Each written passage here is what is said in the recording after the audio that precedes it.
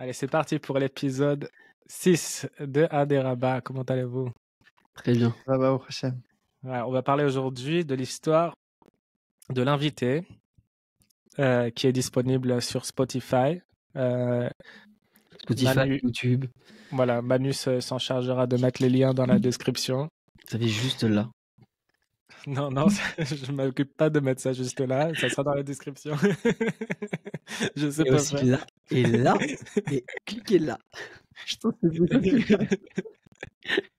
Et alors, voilà, cette histoire, c'est une histoire qu'il a racontée Rabbeinu le premier soir de Hanouka, et c'est le sujet de l'histoire, c'est le premier soir de Hanouka.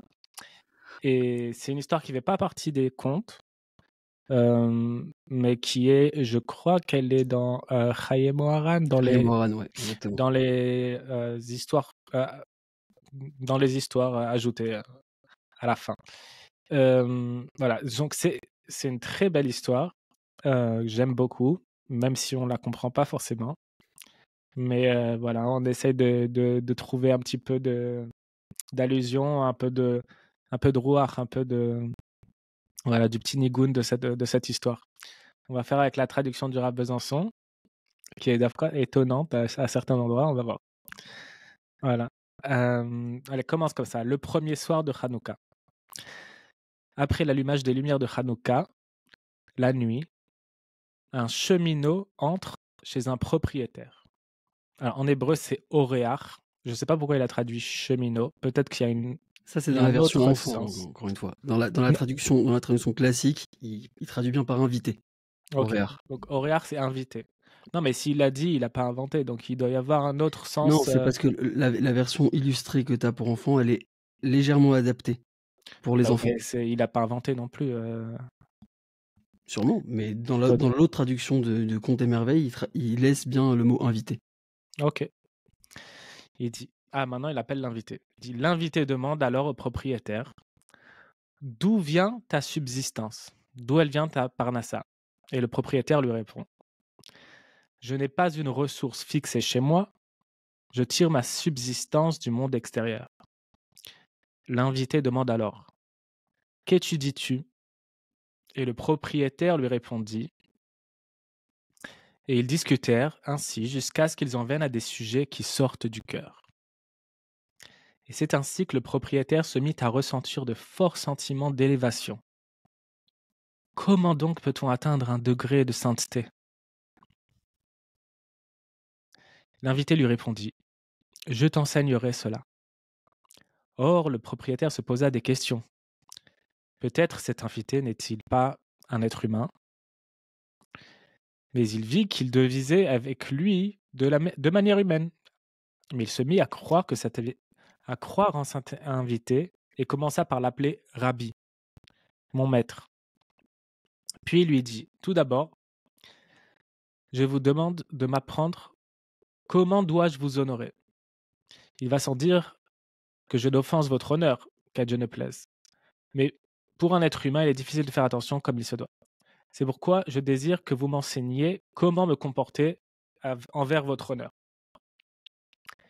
L'invité lui répond, pour l'instant, je n'ai pas le temps. Une autre fois, je reviendrai chez toi et je t'enseignerai cela. Maintenant, je dois m'en aller. Le propriétaire lui répond, même cela, je dois l'apprendre de vous. Jusqu'à où est-ce que je dois vous raccompagner? Tu suis, Jérémy? C'est dur de lire comme ça dans les mots et de se concentrer. Mais en gros, tu as compris l'histoire. Il y a l'invité, il vient, il discute. Et il lui dit, il lui parle comme ça. Et dans la conversation, il rentre vraiment dans la profondeur des choses. Et il lui donne un éveil. Et il lui demande, il veut le suivre. Maintenant, il a peur et tout. C'est peut-être pas un être humain et tout. Est-ce que je vais le suivre? Et il lui dit, je dois te raccompagner. Maintenant, il dit, je dois y aller. Il dit, jusqu'où je dois te raccompagner? Il lui dit, jusqu'à après la porte. Juste après la porte. Donc, le propriétaire, il pense, comment je vais sortir avec lui? Pour l'instant, je me trouve avec lui et parmi d'autres gens. Il y a des gens autour de moi. Mais si je sors avec lui, qui va savoir qu'est-ce qui va en être? L'invité, il lui pose des questions au propriétaire. Il lui dit, Et le propriétaire lui répond, il dit, j'ai peur de sortir avec vous. Il dit, si c'est ainsi, lui répondit l'invité, puis-je étudier avec toi? Et d'ailleurs, même maintenant, si je voulais te faire du tort, qui m'en empêcherait? Ouais, c'est assez, c'est pas très clair, hein, comment cette interaction. Il dit, j'ai peur de sortir avec vous. Il dit, si c'est ainsi, est-ce que je peux étudier avec vous? Il dit, si je voudrais te faire du tort, qui m'en empêcherait? Il l'accompagna jusqu'à après la porte et aussitôt le saisit et il s'envola avec lui. Il faisait très froid et l'invité prit un vêtement chaud et le donna au propriétaire. Il lui dit, prends cet habit qui te pourvoira des bienfaits, nourriture, boisson et tout de bon, et tu pourras rester chez toi. Et il s'envole avec lui comme ça. Entre-temps, le propriétaire regarda et il était encore chez lui. Il n'en croyait pas ses yeux. Pourtant, voilà, il est en train de discuter avec des gens, il mange et boit comme tout le Attends, monde. il était pas en train de s'envoler, t'as dit? C'est ça. Et là, il regarde et il est à la maison avec les gens en train de manger comme d'habitude. Et après, il regarde encore et il est en train de voler. Il regarde encore et il est chez lui. Et encore, il est en train de voler. Et ceci dura très longtemps. Après cela, il le fit descendre entre deux montagnes, dans une vallée où ils découvrirent un livre. Dans ce livre, il y avait les lettres Aleph, Zain, Chet ou Daled. C'est-à-dire, il y a 3 lettres, Aleph, Zain, Chet, et il y a écrit C, Daled. Et il y a aussi dessiné dans ce livre des ustensiles à l'intérieur desquels se trouvaient d'autres lettres. Et il y avait ainsi à l'intérieur des ustensiles les lettres et des outils avec lesquels on peut fabriquer ces ustensiles. Le propriétaire était enthousiaste d'étudier ce livre. Puis le voici qui regarde encore et se trouve encore chez lui. Il décida d'escalader la montagne. Peut-être y découvrira-t-il une localité habitée. Quand il arrive au sommet du mont, il y avait un arbre en or avec des branches d'or, et dans les branches sont suspendus des ustensiles semblables à ceux dessinés dans le livre. Et dans les ustensiles se trouvent les instruments avec lesquels on fabrique ces ustensiles. Il voulut s'emparer des ustensiles, mais il ne put, car les ustensiles étaient enchevêtrés dans les branches de façon compliquée. Entre-temps, il regarda. Il était bien chez lui. C'était pour lui une grande merveille. Je suis parfois ici, parfois là-bas. Il voulait bien le raconter aux gens, mais comment donc raconter une chose aussi étrange aux gens? Chose qu'il n'est pas donné de croire. Entre-temps, il s'approcha de la fenêtre et regarda. Voici l'invité en question qui revient. Il l'interpella et insista très fort qu'il vint lui rendre visite. L'invité lui répondit, « Je n'ai pas le temps maintenant, car je me rends chez toi. » Ok? C'est-à-dire, il est chez lui, il voit l'invité à la fenêtre, il dit, « Viens », il dit, « J'ai pas le temps parce que je vais chez toi. » Le propriétaire lui dit, « Cela même est si surprenant puisque je suis ici. Que signifie que vous vous rendez chez moi ?» L'invité lui répondit, « Dès que tu as accepté de m'accompagner jusqu'à la porte, j'ai saisi ton âme et lui ai donné une parure du paradis terrestre. Quant à ton souffle de vie, il est resté chez toi. C'est pour ça, lorsque tu attaches ta pensée tout là-haut, tu attires à toi une illumination de là-haut. Et lorsque tu reviens ici, tu es bien là. » Et là, Rabbi Nachman conclut cette histoire en disant « Et j'ignore de quel univers il s'agit, sans nul doute d'un très bon monde. Et cette histoire n'est pas terminée. » C'est chelou, hein? C'est-à-dire, on comprend rien, mais Hyper j'adore bizarre. cette histoire. Mm. Je l'adore. Il a pas fait il y a pas de pi rouge dessus? Enfin, Non, de petites. rien J'avais du tout. jamais entendu. Jamais. Ouais, c'est l'histoire de Hanouka. Je viens de me rendre compte là d'un truc en lisant, c'est que l'invité, c'est-à-dire qu'on voit l'invité comme le tzaddik, qui vient et il commence à lui parler et il discute, en fait, on dirait qu'il parle de divrei chol, en fait. Il dit, dans la conversation, ils sont arrivés à parler de choses profondes. Et c'est exactement comme ça que Rabbeinu, il a dit qu'il fallait faire du kirouv. Il fallait rapprocher les gens. Il dit, il ne faut pas aller rapprocher les gens en leur tabassant de la Torah. Il dit, tu vas parler avec les gens et dans la conversation, tu vas arriver à un moment où on va parler de choses profondes. Et là, tu seras là pour ouvrir et pour répondre. Donc, c'est l'approche du tzaddik quand il explique de Rabbi Nathan dans l'écoute à la Chot sur Yosef HaTzadik. Quand il a écrit Naar et Bnei Bila ve Bnei Zilpa, il disait qu'il faisait des Maaseh Naharut. C'est-à-dire, il traînait en fait avec les jeunes qui étaient de familles moins bonnes et qui sont un peu des jeunes un peu sur le banc de la société, quoi. Et il jouait avec eux. Genre, il jouait au ballon, tu vois, il discutait avec eux. Mais c'est comme ça qu'il les rapprochait. Tu vois? Juste en étant là et en discutant avec eux.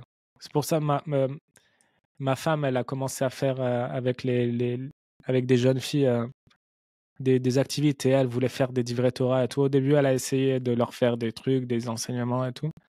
Après, je lui ai dit, tu te prends pas la tête, juste tu t'assois avec elle. Et à un moment dans la conversation, tu vois, ça va arriver à des choses sérieuses. Et c'est comme ça que ça s'ouvre, tu vois. Les jeunes, en plus, elles ont besoin de parler et tout. Et elle a eu des résultats extraordinaires. Elle a des retours, des gens. Voilà, c'est comme ça qu'il s'occupe de toi, le tzaddik. Ça s'appelle Mochiach Haraoui, le tzaddik. C'est ça la Tochacha. C'est-à-dire que il sait faire une remontrance, mais de façon tellement sympa et tellement bien, et que c'est à ton rythme, tu vois. C'est-à-dire, il vient, il te parle, et à un moment, c'est toi qui vas ouvrir le sujet, et il va te parler, il va rentrer dans le sujet à ton niveau là où tu es. Sans jugement, sans te forcer. Ça rejoint un peu ce qu'on avait vu, tu te rappelles, avec la Torah à sa mère, qu'il y a des choses qui ne peuvent pas être dites, et du coup, le tzaddik, il le dit d'une manière que ça rentre, mais ça ressort juste après, mais ça laisse un rochem, tu vois. Ouais. C'est l'histoire, c'est le concept de suprématie dans la Torah sa mère. Ah bah il te dit les choses, mais c'est tellement en allusion que ça te parle à ton toi profond. Et puis Tom, mais ça te laisse une ouverture. C'est-à-dire, comme c'est d'une façon, d'une allusion, c'est-à-dire, il t'envoie pas ça de front. Il dit, si quelqu'un, tu lui montres la lumière d'un coup, il se brûle les yeux. Donc, en fait, c'est ça, c'est par allusion. Comme tu vois que Tamar, quand elle a réprimandé Yehuda, elle lui a fait ça par allusion. Elle lui a dit, regarde, j'ai ce seau, j'ai ce maquel. Celui à qui il est, c'est lui qui m'a mis enceinte. Elle dit pas les choses crues. Elle dit, voilà, je te mets les choses devant toi, par allusion, tu prends pas. Elle était prête à mourir pour ne pas lui faire honte. Tu vois? Ça, c'est la rama du tzaddik. Ça colle bien justement avec l'idée de Hanouka, c'est que là on parle du tzaddik, donc c'est personnifié dans le tzaddik, donc dans l'invité pour le coup dans l'histoire. Mais en hébreu c'est Oréar, et on nous dit que, je sais plus où je l'ai lu ça, mais je l'ai lu quelque part, que Oréar c'est Orchet, c'est la lumière des 8 jours.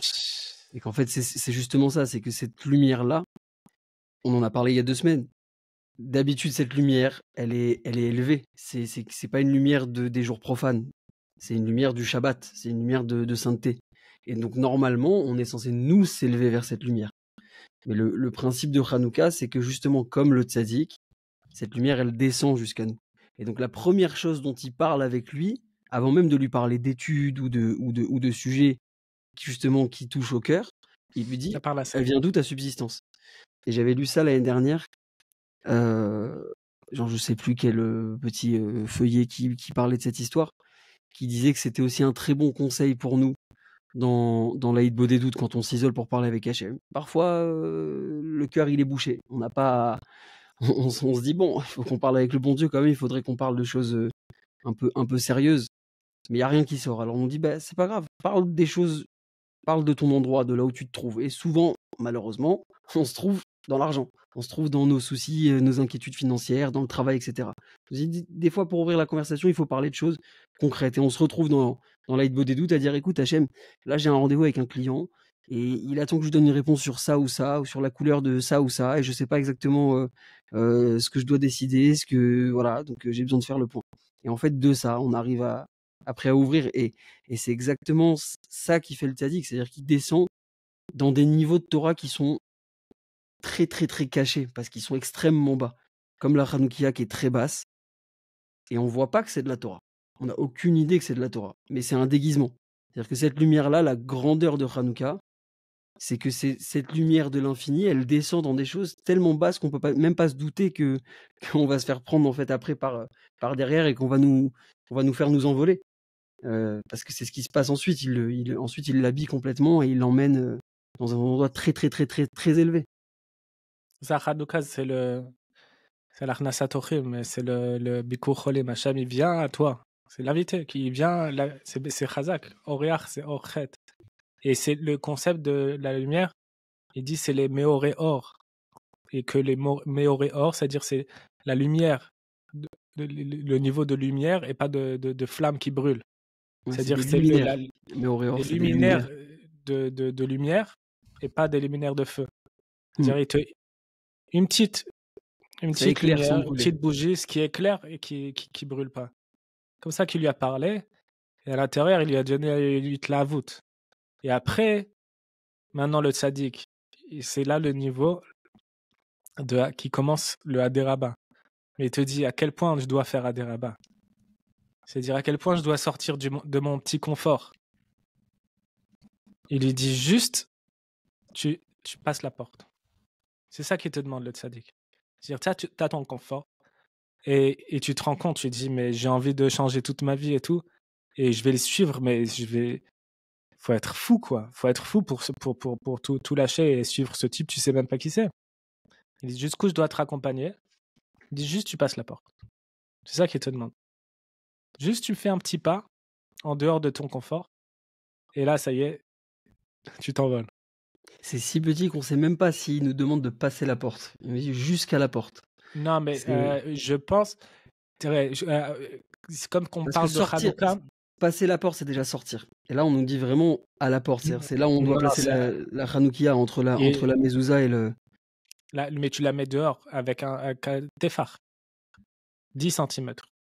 Mais de l'extérieur. C'est petit, c'est infime. C'est 10 cm. C'est un film dans le second degré. Personne sait à quel point. Personne sait ce qu'il doit faire. C'est quoi ce petit pas? Pour toi, ça peut être immense. Tu peux pas savoir. Mais je t'ai dit l'histoire que. Bon, on va pas rentrer du tout dans les détails, mais dans une histoire si Dieu veut, on la racontera un jour. Il y a un type Rabbeinu, il vient en rêve, il lui demande des choses et il lui dit mais qu'est-ce que tu me veux à moi? Je suis pas Breslaver, je suis Chassid Gour. Il lui a dit mais une fois tu as pris un Likutei Moharan dans une synagogue, tu l'as sorti. Il a dit tu m'appartiens. C'est-à-dire tu as un petit geste que tu as fait. Raconté ça, c'est Erez Alvanon. Erez. Tu connais l'histoire? Bon, c'est pas du tout le moment de la raconter. Tu me l'as raconté aussi, Tim. On racontera à l'occasion, mais c'est-à-dire tu as fait une petite chose dans la direction, c'est-à-dire pour un Chassid Gour de venir prendre un livre, Likutei Moharan dans une synagogue, c'est-à-dire c'est pas anodin, c'est une toute petite chose, c'est ça qu'il a fait. Il a dit ça et tu m'appartiens, il a dit, il lui a pris son âme et il est parti avec lui. Comme et il maintenant, a dit, tu vois les... Ouais. Il a dit avec moi, il n'y a personne qui a jamais perdu, il n'y a rien qui est perdu. C'est-à-dire le moindre petit geste, il est petit ici, mais là-haut, il est immense. Ouais. Comme Rabbi Israël, quand il ramasse, quand il trouve le livre Meshivat Nefesh, il n'y a pas de couverture, il ne sait pas d'où il vient, mais il le ramasse. On sait même, je sais plus si c'est dans une poubelle ou une gnisa. Non, il le ramasse, il voit qu'il est déchiré et il veut le mettre dans la gnisa parce que il voit que c'est quelque chose, c'est Kodesh, et comme il est abîmé, alors il faut le mettre dans la gnisa.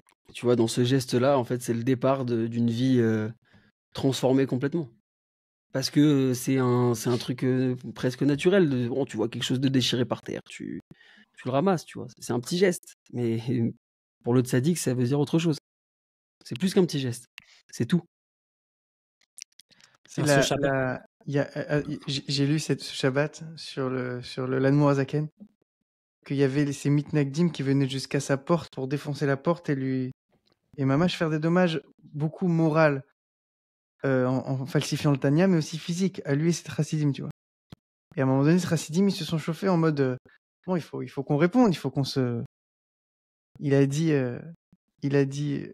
la punition de ceux qui touchent la poignée de ma porte, ça sera qui vont se transformer en chassidim dans pas longtemps. Tout d'abord, rien de perdu. Il touche la poignée du tzaddik, il se transforme en chassid. Ce Shabbat, le Rav Besançon, il a parlé encore du Ben Melech ou Ben Shifra, du fils du roi et du fils de la servante. Et il a dit que tout ça, c'est Hanouka. Il a dit que le début de la réparation du Ben Melech, elle commence à quel moment? Elle commence au moment où il fait Adéraba. Ça veut dire qu'il est au fond du fond du fond. Et là, au fond, il fait Adéraba. Et dit, peut-être. Et c'est là, avec ce Adéraba, qu'il se rend compte que peut-être que c'est possible qu'il soit le fils du roi. Et il dit, voilà, ça c'est la première bougie de Hanouka. C'est Adéraba. C'est-à-dire, c'est une lumière qui est révélée à toi, mais qui est transcendante.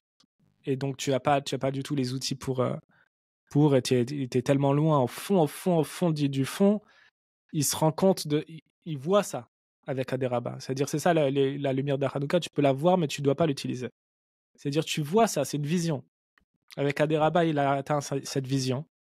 Et il dit toute la suite, il a des rechutes, des montées, des descentes et tout, jusqu'à ce qu'il arrive à la fin. Il dit, maintenant, je sais que je suis le fils du roi et que tu es le fils de la servante. Et ça, c'est Zot Hanouka.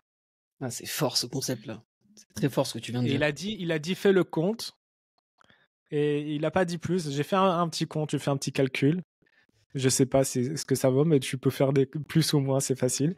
Et j'ai dit si tu fais la première bougie, c'est Adéraba. Après, il rencontre le Socher, qui va travailler pour lui. Ouais, le patron. Comment dit le patron. Et après, il rencontre dans la forêt le fils de la servante. Et après, il rencontre le Ishayar, l'homme de la forêt. Ensuite, il rencontre le Ish à la Sousse, l'homme sur le cheval. Ok, après, il rentre, il fait la première épreuve pour réparer le jardin. Et après, il y a la deuxième épreuve pour réparer la chaise. Et tu fais 8. Le 8e, c'est maintenant je sais que je suis un. Bon, c'est un petit calcul, tu peux faire comme tu veux. Ça fait 8. mais il dit que en fait, à la fin, la fin elle est inclue dans le début.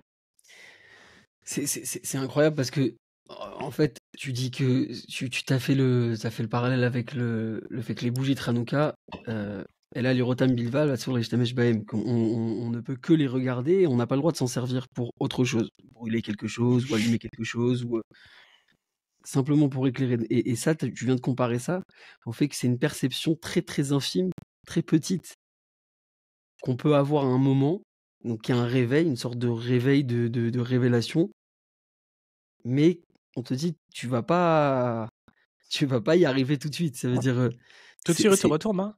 Tout là, sans. Ouais, c'est ça. En fait. Après, il fait Adéraba, il retourne. C'est incroyable, c'est incroyable. Et tu t'accroches à ça. Maintenant, en fait. tu vois. Ce truc-là, ça va être un ancrage pour tenir. Ça veut dire, j'ai entendu ça Shabbat. C'était un Shabbat de Bar Mitzvah, etc. J'ai mon oncle qui a parlé de ça, qui a dit que pourquoi est-ce que quand Yosef il interprète le rêve de Pharaon, il lui dit t'as rêvé 2 fois, c'est un seul rêve, mais et si le rêve il se répète, c'est parce que ça va arriver très vite. Il lui dit c'est cette année d'abondance, cette année de famine, c'est maintenant, ça commence là. Et on pose la question, on dit mais comment ça se fait que Yosef lui aussi il a fait 2 rêves sur le fait qu'il va être roi? Et on voit pas que ça arrive tout de suite. Et alors il dit non, justement, en fait pour Yosef, à partir du moment où il fait ce rêve-là, c'est fini. Ça veut dire il est roi. Il sait à partir de ce moment-là qu'il est roi. Maintenant, comment est-ce qu'il tient dans ses épreuves? C'est parce que justement, il sait qu'il est roi, donc il a cet apaisement-là. Et tout ce qui va se passer autour de lui, ça va être une curiosité. Tiens, c'est étonnant. Je suis roi, j'ai été nommé roi, donc je le sais par mon rêve parce que j'ai perçu ça, j'ai vu ça. mais c'est étonnant comment les choses, elles se manifestent. Et en fait, jusqu'à qu'il arrive à la couronne, en fait, au fait que Pharaon, il va lui donner les clés du pays, il va lui donner le collier, etc. Il est dans une curiosité, donc il est toujours en joie, il est toujours joyeux. Yosef, le Midrash me dit qu'il dansait même en prison, etc. Et il prend pas mal les choses.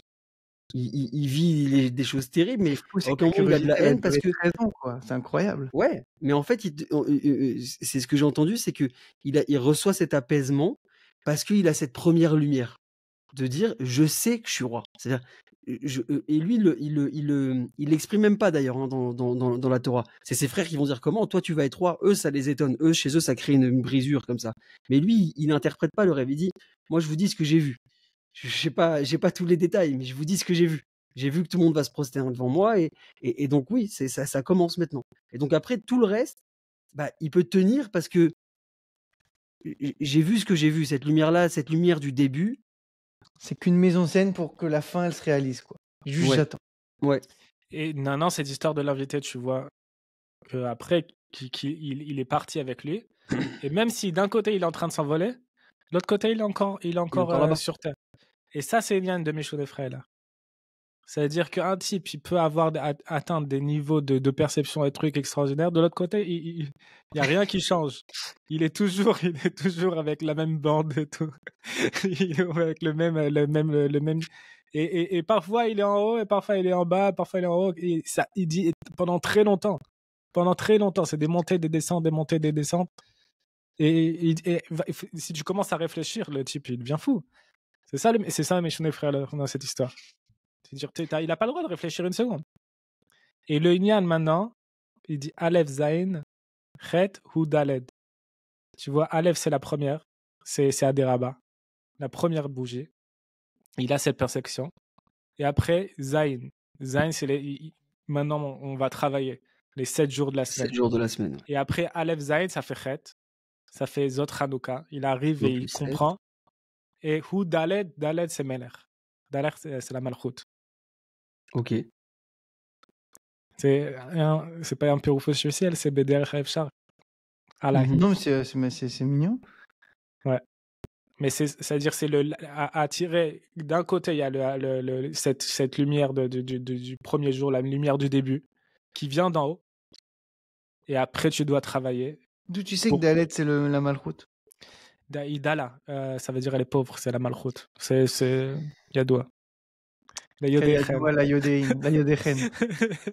En kadma comme les haricha. Et Dalet, c'est Shir Pashut Kaful Meshulash Meruba aussi. C'est c'est le nigun de la Géoula. Va boire un verre, là. Faut juste un peu traduire les termes parce que je sais qu'il y a des gens qui écoutent qui comprennent rien des fois quand on part en hébreu comme ça. Nous, on est dans nos trucs, mais Elle était bonne. J'ai pas compris, j'ai envie de rigoler moi aussi. T'avais pas la ref? Non, c'est OSS 117. 117. Non. Il y a une bande d'espions qui se l'avais il y réunissent a et qui parlent en longtemps. code, mais il y a un gars dans la bande qui est pas un espion, qui lui c'est un vrai travailleur. Ils ont tous des faux métiers comme ça. Je vois la scène, je vois la scène. Va boire un verre là. Au bar. C'est François Damiens. C'est François Damien quand chacun parle Ouais. avec l'autre, ouais, je me rappelle.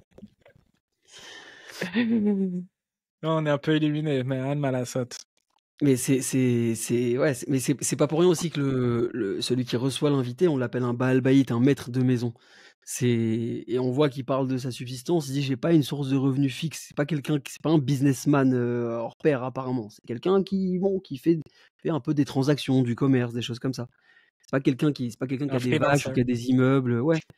Mais t'as vu, c'est marrant, puisqu'il lui propose, il lui demande d'où vient ta subsistance, il lui répond pas exactement. Il lui dit ma subsistance, elle vient pas. Il lui dit je dépends des autres. Il dit je dépends des autres. Il dit j'ai pas. Mais il lui dit pas ce que c'est. Il répond un peu à côté. Nissim retraduit la question-réponse de la Parnassa. Je l'ai ici. Je l'ai dans la tête. Il lui répondit je n'ai pas de source de revenus permanente dans ma maison. Ma subsistance provient des autres.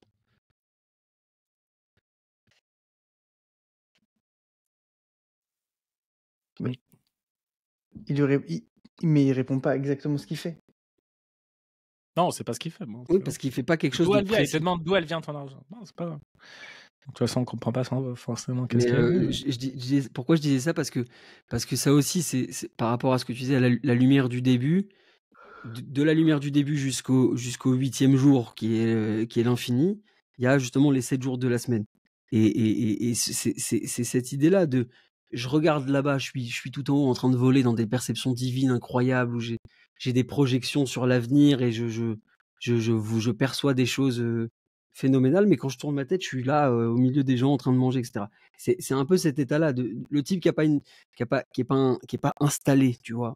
Alors il a une maison, il a un toit sur la tête, mais il est toujours en train de dépendre des autres au niveau de sa parnassa, au niveau de sa subsistance. Ça veut dire, il faut que j'aille faire du business. J'ai pas le choix que de travailler. J'ai pas le choix que d'aller au marché. J'ai pas le choix que d'acheter, d'investir, de revendre, etc.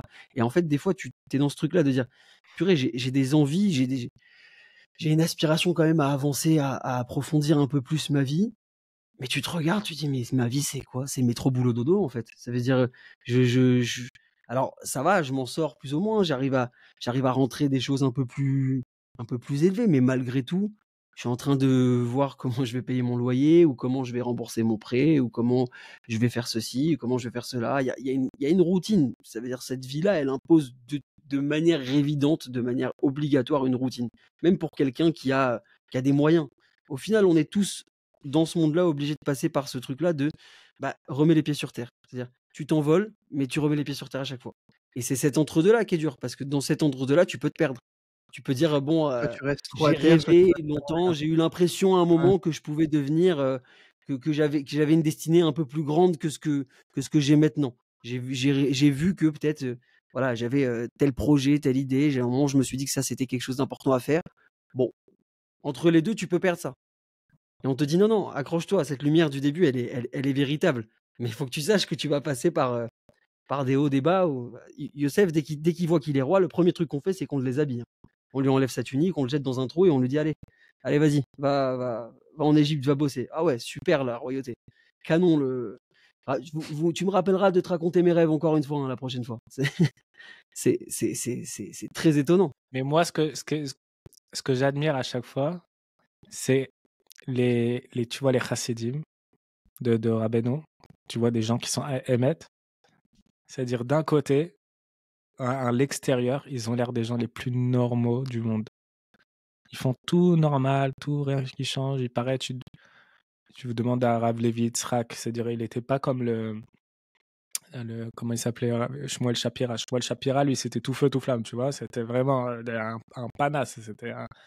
Et lui, Rav Levi Yitzhak, c'était plus normal du monde. Il paraît, tu vois, son petit-déj, il se fait un vrai petit-déj avec sa tartine de beurre et tout. Mais de l'autre côté, chaque chose qu'il faisait, il était connecté à des mondes supérieurs, mais tu peux même pas imaginer comment. Et l'extérieur, ça a l'air comme de rien, comme si de rien n'était. Comme il y a plein d'histoires comme ça je sais plus qui c'était. Il y avait une grande couchée à l'époque en Europe de l'Est où il y avait plein de rabbanim qui étaient chercher un terout, ça avait une réponse à cette question, le khatik et tout. Il y en avait un qui est en train de sortir du mikveh, quelqu'un lui a posé, il lui a répondu la question comme ça, avec le terout, c'est tout.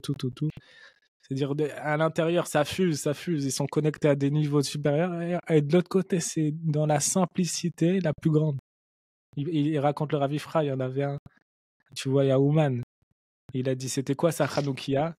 C'était des petits chauffe-plats sur le Ouais, comptoir. petite bougie en cire, ouais. C'était ça, sa Hanoukia. Elle valait rien, tu vois, elle avait une mine de rien, et il allumait les bougies avec des larmes et des larmes, tu vois, c'est un truc. Ouais, on parle pas de gens qui sont ignorants, c'est-à-dire que c'est des gens qui savent ce que ça veut dire dans les secrets de la Kabbalah, l'huile et la mèche, et pourquoi le coton, et pourquoi de l'huile. Mais bon, il y a pas. C'est-à-dire, d'un côté, il regarde, il est dans le mondes supérieurs, de l'autre côté, tu vois, il est au milieu entre Il nous. va mettre l'histoire, en fait. Normal. C'est fou.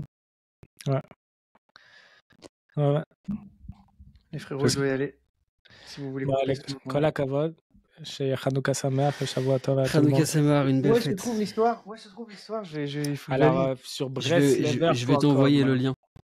Je vais t'envoyer le lien si tu veux l'écouter. Et En ouais, hébreu, tu peux aussi. d'abord, je vais la lire en hébreu, après je l'écoute. Alors en hébreu, je sais pas, regarde sur internet, tu peux sûrement la trouver. Sinon, Oh, si t'as des livres, Pour Auréar, j'écris. ouais, si t'as le livre Chaim Moharan, c'est là-bas. Ouais, je l'ai. Ouais. Je vais te dire la référence, s'il y en a qui veulent savoir aussi, la référence c'est Chaim Moharan 85.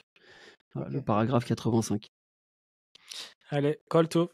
Allez, Plein bisous, d'autres bye. Bonne choses. journée. Bye bye. La bonne journée.